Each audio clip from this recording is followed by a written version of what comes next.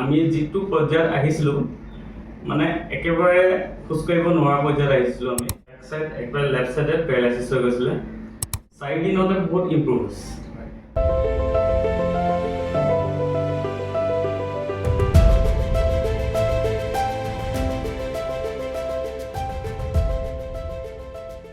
নমস্কাৰ, মই doctor Amulya Dutta, chief consultant physiotherapist, doctor দামানিছ নাৰ্ছিং হোম ডিব্ৰুগড়। আমাৰ ওচৰলৈ এজন ৰোগী আহিছিলে খুব এটা বেয়া অৱস্থা লৈ পিনে। তেওঁলোকৰ পৰিয়াল আমাৰ ওচৰত আছে। তেওঁ ৰোগীজন কি অসুবিধা লৈ পিনে আহিছিলে, এতিয়া তেওঁ কেনেকুৱা হৈ আছে, আজি তেওঁৰ ডিচাৰ্জৰ ডেট, আজি এই মুহূৰ্তত তেওঁলোক ঘৰলৈ যাবলৈ ওলাইছে। তেওঁলোকৰ মুখৰ পৰা আমি শুনিবলৈ বিচাৰিছোঁ তেওঁৰ ৰোগীজন এতিয়া বৰ্তমান কেনেকুৱা। নমস্কাৰ, মই শ্ৰী ঋতু মেছ, ডিব্ৰুগড়ৰ বাসিন্দা। এওঁ মাতৃ অনিমা মেছ। মোৰ দেউতাৰ অসুখ হৈ আছিলে, পটককৈ প্ৰেছাৰটো ষ্ট্ৰক মাৰিলে মাইনৰ, তাৰপিছত এক চাইড একবাৰে লেফ্ট চাইডে পেৰালাইচিছ হৈ গৈছিলে। তাৰপিছত আমি দামানি নাৰ্ছিং হোমৰ কথা শুনিলোঁ।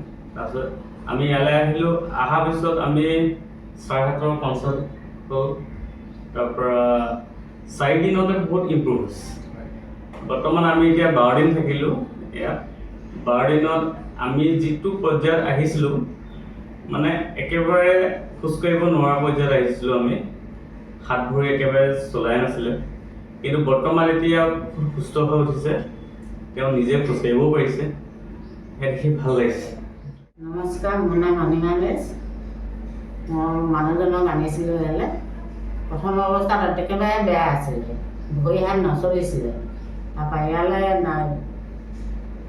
এইখন নাৰ্ছিং হোমৰ কথা গম পাই কিনে লৈ আহিলোঁ। এইখন ছাৰে আমাৰ মানুহজনক বহুত ভাল কৰি দিলে। এতিয়া বহুতখিনি খোজকাঢ়িব পাৰিছে, সেইটোৱে আমি নথৈ আনন্দ। 4-5 দিনলৈকে একেবাৰে মানে হেৰিয়ে নাছিলে, মানে ভৰি হাত নচলিছিলে। এতিয়া লাহে লাহে খোজকাঢ়িব পাৰিছে নিজে নধৰাকৈ অলপমান। এতিয়া বহুতখিনিয়ে ভাল পালোঁগৈ। সেইটো কাৰণে আজি ডিচাৰ্জ দিছে, আমি ঘৰলৈ যাবলৈ ওলাইছোঁ।